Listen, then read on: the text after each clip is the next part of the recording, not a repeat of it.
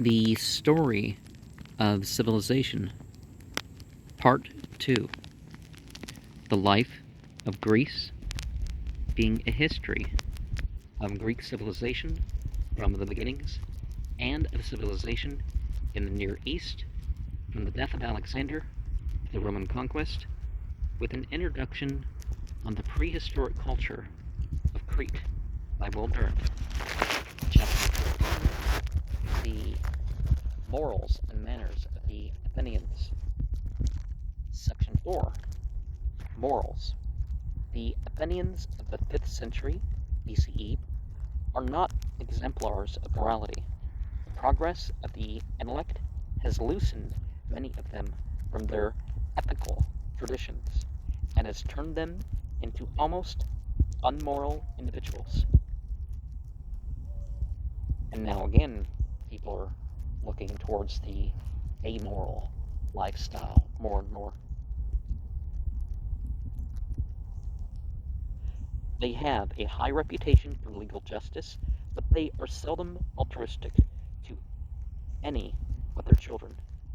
Consciousness rarely troubles them, and they never dream of loving their neighbors as themselves. Manners vary from class to class. In the dialogues of Plato, life is graced with a charming courtesy, but in the comedies of Aristophanes, there are no manners at all, and in public oratory, personal abuse is relied upon as the very soul of eloquence. That's getting to be more of a thing nowadays. In such matters, the Greeks have much to learn from the time-polished barbarians of Egypt, Persia, or Babylon. Salutation is cordial but simple. There is no bowing, for that seems to the proud citizens a vestige of monarchy. Handshaking is reserved for oaths or solemn farewells. Usually the greeting is merely kaira, rejoice, followed, as elsewhere, by some brilliant remark about the weather. In general, you should avoid just talking nonsense, but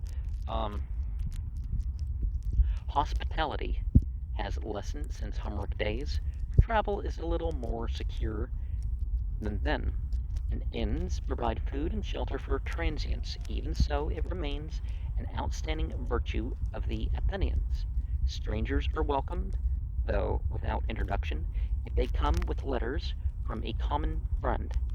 They receive bed and board, and sometimes parting gifts. An invited guest is always privileged to bring an uninvited guest with them. This freedom of entry gives rise in time to a class of parasites. Parasitoi, a word originally applied to the clergy who ate the grain left over from the temple supplies. The well-to-do are generous givers in both public and private philanthropy. The practice, as well as the word, is Greek. Charity, caritas, or love, is also present. There are many institutions for the care of strangers, the sick, the poor, and the old. The government provides pensions for wounded soldiers and brings up war orphans at the expense of the state. In the 4th century BCE, it will make payments to disabled workmen. In periods of drought, war, or other crisis, the state pays 2 obols, 34 cents, a day to the needy, in addition to the regular fees for attendance at the assembly, the courts, and the plays. There are the nominal scandals. A speech of Lysias concerns a man who, though on public relief, has rich men for his friends, earns money by his handicraft, and rides horses for recreation. A Greek might admit that honesty is the best policy, but he tries everything else first. The chorus in Sophocles' Philoctetus expresses the tenderest sympathy for the wounded and deserted soldier, and then takes advantage of his slumber to counsel Neoptolemus to betray him, steal his weapons, and leave him to his fate.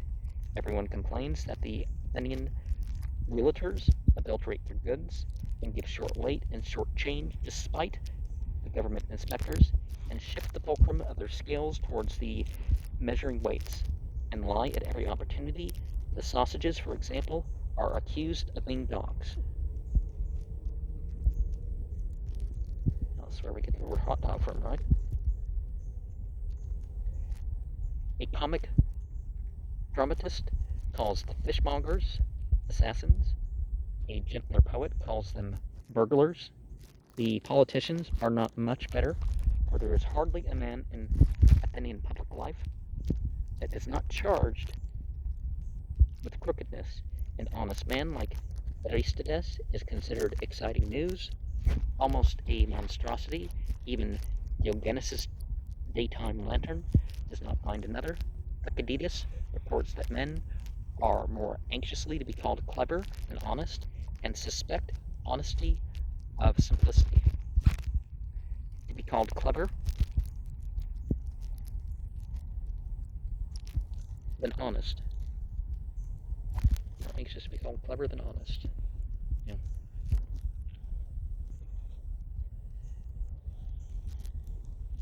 And suspect honesty of simplicity. Okay. It is as an easy matter to find Greeks who will betray their country. At no time, says Pausanias, was Greece wanting in people afflicted with this itch for treason. We really see this nowadays in my country. Bribery even affects who's currently president when I'm talking about this. $17 million. Well, I mean, I guess who's vice president during that portion of it, is a popular way to political advancement, criminal impunity, diplomatic accomplishments. Pericles has large sums voted to him for secret uses, presumably for lubricating international negotiations. Morality is strictly tribal. Xenophon, in a treatise on education, frankly advises lying and robbery in dealing with the enemies of one's country.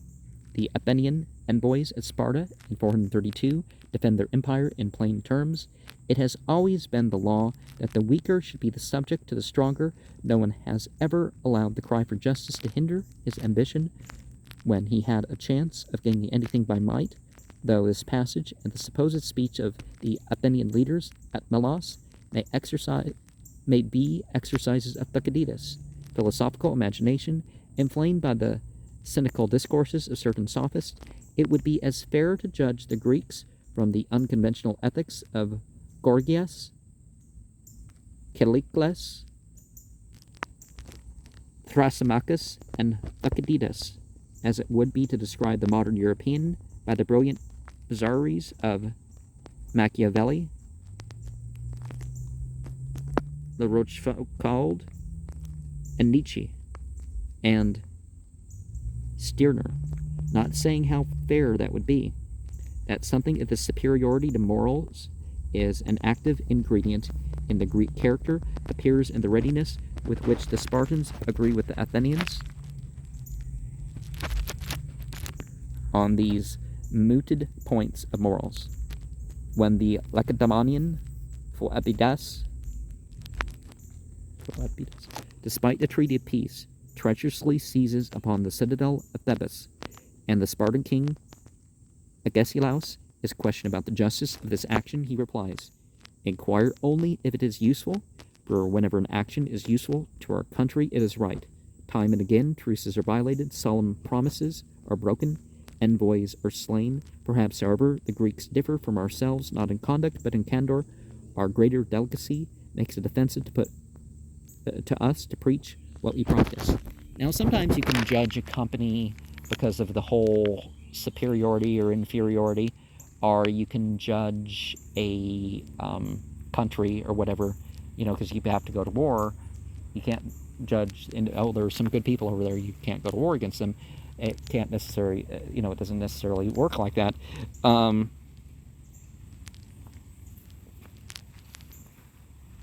Custom and religion among the Greeks, so in general, yeah, regardless how good or bad a group is, you definitely want to look at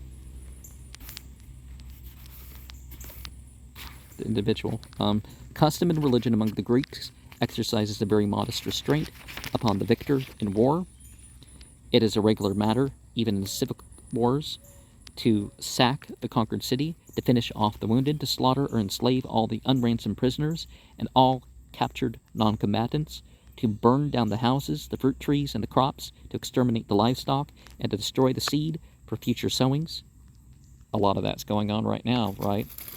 Even in retreat, you lose, just like you poison people in a certain war, they're poisoning the land and all that sort of stuff, probably because they think they're going to lose. At the opening of the Peloponnesian War, the Spartans butcher as enemies all Greeks whom they found on the sea, whether allies of Athens or neutrals. At the Battle of Agaspotami, which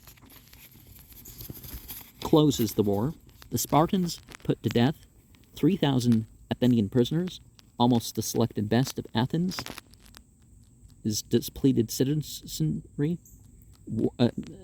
Athens' depleted citizenry, war of some kind, of city against city or class against class, is a normal condition in Hellas. In this way, the Greece that defended the King of Kings turns upon itself.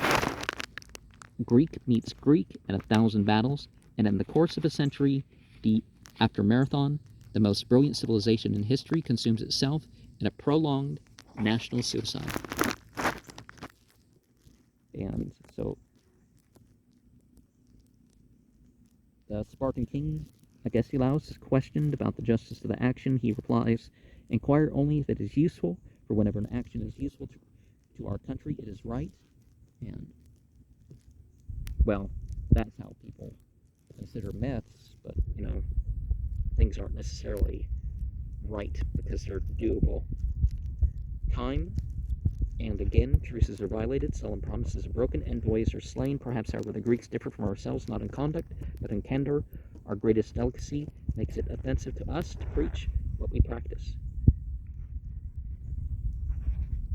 Despite a treaty of peace, the Lacedaemonian War between us. I wasn't sure for a second whether I'd read that part, so that's why I repeated.